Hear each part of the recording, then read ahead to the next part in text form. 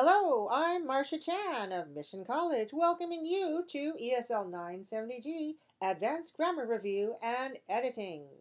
Today we're going to study Chapter 8 on quantifiers from Grammar Sense 4. We'll look at an article called Improving Lives One Click at a Time, where these quantifiers are used. We'll examine the form, meaning, and use of quantifiers before non-count nouns and plural count nouns. And we'll look at quantifiers using of, quantifiers used as pronouns, and take a look at some vocabulary notes. We'll examine the form, meaning, and use of each, every, either, neither, and both. And we'll look at writing, analyzing information in your writing, editing your errors in quantifiers. Now let's take a look at the reading Improving Lives One Click at a Time. Both men and women are spending a great deal of time online. What exactly are they doing? You may be surprised at some of the information we uncovered about computer habits. A recent Gallup poll finds that almost all email users say that both email, 97%, and the internet, 96%, have made their life better. How many hours a week do you spend online? The results of the poll show a wide range in the amount of time each user spends online. A typical email user spends 7 to 8 hours online.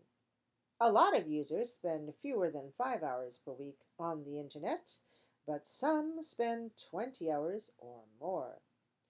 There are few differences in the amount of time spent on the internet by gender or age. What are your main online activities? A majority of email users, 52%, say that sending and receiving email is their most common online activity.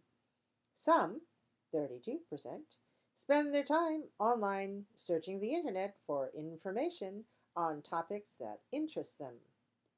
Very few, 4%, spend a lot of time making financial transactions, such as buying products, paying bills, and checking financial accounts.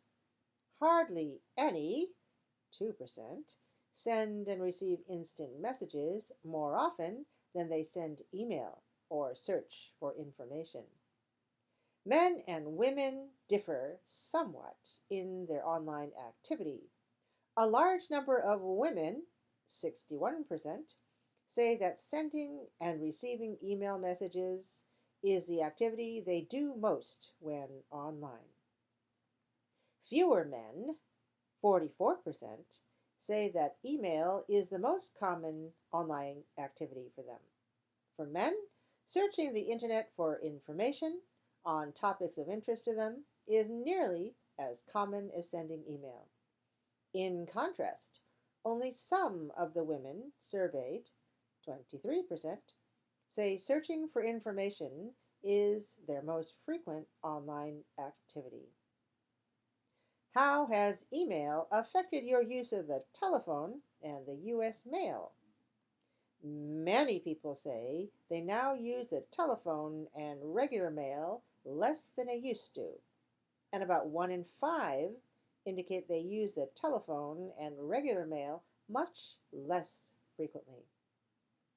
Surprisingly, quite a few users, about 1/3, say that email has not decreased their use of the telephone or regular mail. Despite the fact that email messages are frequently used as alternatives to telephone calls or U.S. mail, most email users don't see it as indispensable. When asked which of 4 communication modes they would be least willing to sacrifice, users first say the telephone, 63%, followed by the U.S. mail service, 15%, email, 12%, and their cell phones, 10%. Now, after you read, look at these questions. Thinking critically, of course, about form. You need to review, that is, look at again the article and pay attention to the highlighted quantifiers in the reading. Write them in the correct categories. Include the accompanying noun when used. And then answer the questions. So, what quantifiers are you looking for? Look for quantifiers followed by count nouns and quantifiers followed by non-count nouns. Quantifiers not followed by a noun. Then the questions are 1. Identify. Are there any quantifiers that are used with both count nouns and non-count nouns? Then evaluate. Look at the quantifiers that stand alone, not followed by a noun in the reading. Why is there no noun with these examples? After you have filled out this form called Think Critically About Form, then you may watch the next video.